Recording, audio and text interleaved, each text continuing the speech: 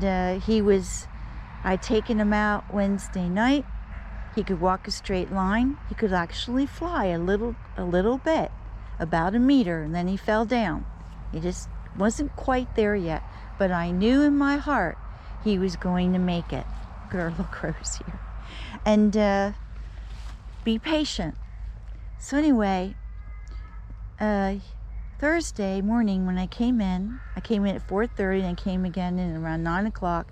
He looked very sad. Honest to God, he looked depressed. He looked totally depressed. I pet him on the head, right? And he looked at me, and I didn't know what to think. I thought, oh my gosh, he's getting ill. He's falling ill to somewhere else, or something else is wrong with him.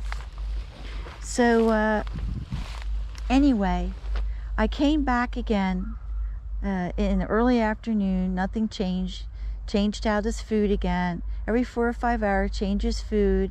He had a whole array of fruit and seeds and grain and, oh my God, and chicken and egg, okay, and sausage, the same sausage Charlie got. Yeah, and he was eating pretty good. I thought, well, no, he doesn't have a disease. He doesn't have any of that. And his stools looked really good. I said, no, that's not it. So anyway, Thursday night, I come in around 6 o'clock. 7 o'clock, after I fed the birds. I came a little earlier on Thursday. And lo and behold, he wasn't in the cage. And one of those little doors was open. He had learned how to unlatch those little doors. And he went through the door because they're big enough to go through. And he had watched me because I had used basically those little doors. And he had watched me how I opened them up. And he opened it up. It's the only explanation. Obviously, I didn't leave it open, okay? Because I always check the cage before I leave the room. Obviously, I didn't do that, right? Because I look at him for a few minutes and admire him. I come back, he's not in the cage. I have a heart attack. I hear something on top of my closet, okay, wardrobe closet. And there he is on top. And then he flies down onto the ground, but he couldn't, I don't know, he was like flying, but it was so narrow in there because it's full of boxes and these wardrobe closets. And I thought, oh my God, he's broken a wing. He's killed himself. So I lifted him up. He never blinked an eye. Just barehanded, just lifted him up very gently and put him back in the cage. Then he went wild. He started throwing himself against the side of the cage. He had been such a quiet bird up till then. Throwing himself against the sides. And my God, he's going to kill himself. I said, he's trying to tell me he can fly. And he wants out. Okay? So, the transport box, I bought him a special transport box. Because that was where I was going to transport him to the rescue station. And he knows that every time I put him in a transport box and he went to the field, he knew he was going to be let out in the field. So it was a very positive thing. And he figured that out only after one time. So we put him in the transport box. He's as quiet as a mouse, okay, as he always is. And I take him outside. It's dark. It's like 8:30 in the night, okay? So after all this stuff transpires. And I go near, there's a fence, and then there's a lawn, and then there's some lights along the street. So I went closer to the light, but about 5 meters from the fence, and he had the whole open field with several trees there, several big trees. And I put the cage down. I open the door. He doesn't run out. No, he doesn't run out. He walks out very slowly. He walks out. He stops for a second, and he looks up at me, and it's as if he said, "Thank you." This is a true story. is absolutely true.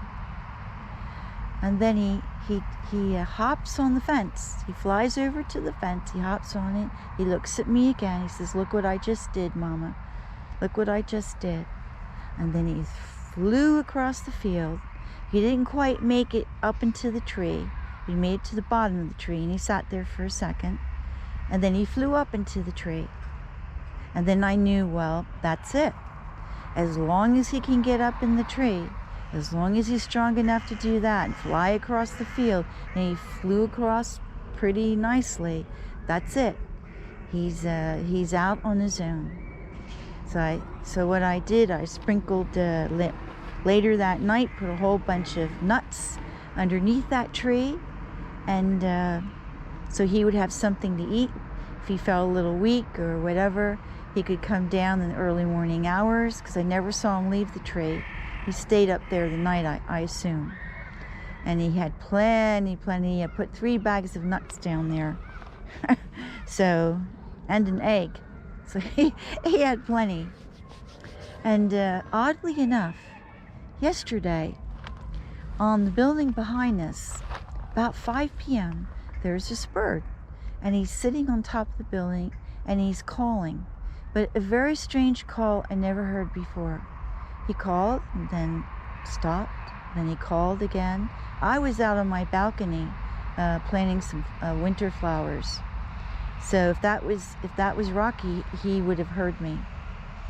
And I went outside and gathered. I had some nuts, and I put them in the stone yard. And God forbid, not on that property.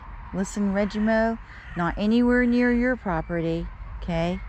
I've never fed birds on the property and never will. All right. So, and I waited across the street, and then he came down and he got a few cashews, and he flew up on the fence.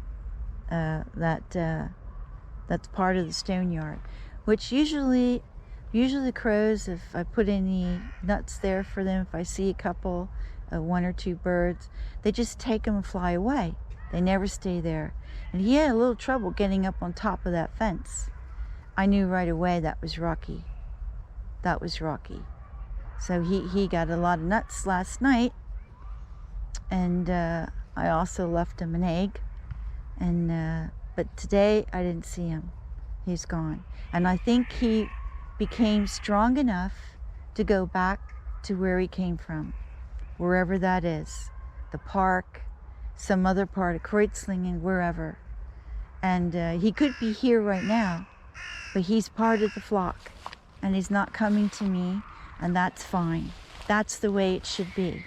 I don't want him imprinting on me and on humans. I want him to keep his instinct and his weariness of humans, because he needs that to survive here.